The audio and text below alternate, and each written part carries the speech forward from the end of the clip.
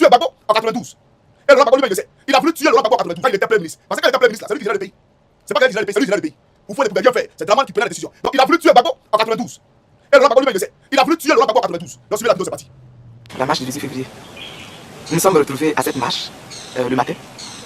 Et j'ai découvert un Laurent tendu. Il était méconnaissable.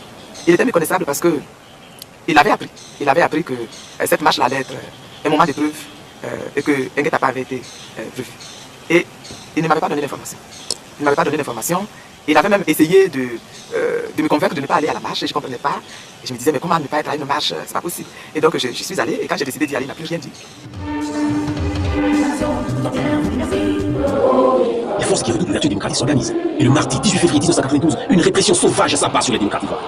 En mai 1991, à la cité universitaire de Yopougon, une descente policière commandée par la FIEPAC avait estimé que les étudiants en faisaient trop et donc voulait leur en faire voir. Ils ont cassé de l'étudiant et ça avait traumatisé tout le monde. Et nous sommes descendus dans les rues, nous avons manifesté, nous avons obtenu le président fait à l'époque la mise sur pied effectivement d'une commission d'enquête. Elle était dirigée par le magistrat Daniel, composé par le pouvoir, par Oufouet lui-même. Et les conclusions étaient accablantes. La responsabilité de l'armée, du général Gueye, à l'époque c'était lui qui dirigeait l'armée, c'était le chef d'état-major, avait été nettement, clairement identifiée. La commission a remis les conclusions de ses travaux au président de la République. Ce dernier a estimé qu'il ne pouvait pas retourner son propre couteau contre lui-même. En février 92, nous sommes à nouveau descendus dans la rue pour demander que les militaires soient sanctionnés. Parmi les marcheurs, il y avait les étudiants de la FESI. Parce qu'au même moment, il devait avoir au palais de la justice le procès de leur secrétaire général, Aipo. On n'était même pas à côté du palais de justice, même pas dans ce convoi-là, dans cet aliment-là. On a déjà vu les voitures brûler très loin. Et on avait déjà préparé des voitures à être brûlées avant qu'on arrive. Notre marche a été violemment dispersée et ils ont tiré même à balles réelles. J'ai pris ma jeep pour sillonner dans le plateau. Et j'ai remarqué que le véhicule du secrétaire général du FI était stationné vers la rame. Quand j'ai entendu les militaires hurler,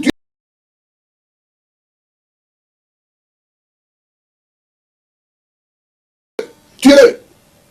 La seule pensée que j'ai eue, j'ai dit, ah, c'est donc comme ça que sont morts Lumumba et Ben Barka.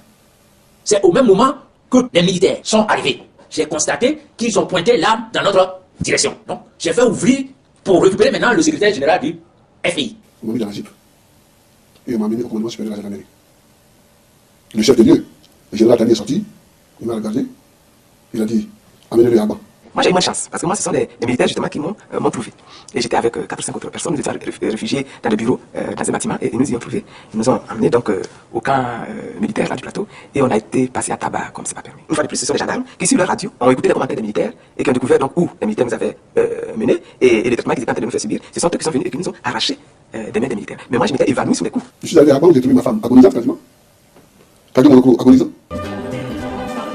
Cette marche a commencé avec 200 ou 300 personnes environ, qui étaient pour la plupart armés de ditons, de toutes sortes d'armes, de gourdins, de pierres, de haches, etc. Tous les leaders des partis d'opposition qui ont participé aux manifestations d'aujourd'hui et qui ont été pris en flagrant délit de destruction ont été interpellés. Et la procédure judiciaire suivra son cours. Les forces de l'ordre ont reçu toutes les instructions nécessaires pour faire leur travail avec tout le sang-froid nécessaire. Mais certainement, vous l'avez vu et plusieurs personnes l'ont vu, je crois, ce matin. 5 militaires ont pris la voiture de M. Gbagbo. Vous y étiez présent, vous les avez vus? Je préfère avoir des preuves. Quand je regarde ces images, je regrette ce Gbagbo là. On a eu vraiment, c'est-à-dire le Seigneur nous a donné un vrai combattant.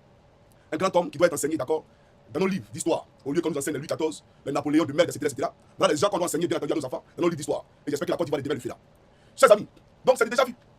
À l'époque, parce que le président Gbagbo a décidé de demander justice et réparation pour les étudiants qui ont été massacrés par l'armée, Alassane Dramane Ouattara a fait brûler des bus, d'accord, au plateau pour accuser Gbagbo, pour l'éliminer. C'est la Amérique qui a sauvé de justesse le roi Gbagbo. Et il a témoigné de cela. C'est un gendarme qui a sauvé le roi Gbagbo. Sauf qu'on devait l'éliminer à cette période-là. Mais le même n'a pas changé. Il n'a pas changé, c'est le même Dramane qui est là. Et son cœur foncièrement noir opaque là. C'est lui qui est là aujourd'hui. Voyez-vous, M. Alassane Ouattara n'est pas à sa première tentative. Il a de toute sa vie essayé d'ensevelir M. Laurent Gbagbo, mais il a tenu, il s'est battu. Alors, chers Ivoiriens, restons sereins, restons mobiles, armons-nous d'un mental d'acier, parce que le pouvoir en place utilisera toutes les tentatives de dissuasion pour nous abattre. Restons sereins, restons mobilisés, ayons le mental qu'il faut pour la bataille. Sortons massivement ce samedi 9 août 2025 au niveau de Ibis Marcory pour dire non à ce 4e mandat, non à la violation de nos droits, non à la forfaiture qui se prépare.